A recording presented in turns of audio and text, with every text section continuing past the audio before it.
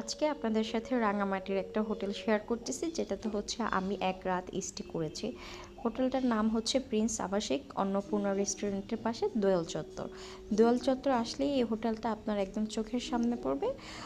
হোটেলটা খুবই ভালো। এর হচ্ছে ভিতরের রুমগুলো হচ্ছে আপনার সিলেক্ট করে নিতে হবে। এটা হচ্ছে আপনার রিসিপশন। আর এটা হচ্ছে বাহিরের এন্ট্রিটা। আবার হচ্ছে আপনাদেরকে আমি দেখাচ্ছি, যেহেতু আমি এখন বাহিরে আছি, তো ভালো করে চাচ্ছিলাম আপনাদেরকে নামটা দেখাই দিই।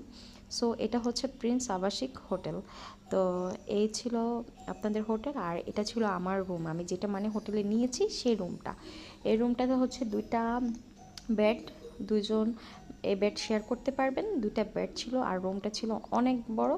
একটা বড় মিরর ছিল, তারপর হচ্ছে টিভি, এসি রুম ছিল এটা মূলত। আপনারা হচ্ছে শীতকালে চাইলে এটা অফ করে মানে নন এসি হিসেবেও নিতে পারবেন। আর এখানে একটা ভিউ ছিল লেকের, খুবই সুন্দর, খুবই সুন্দর।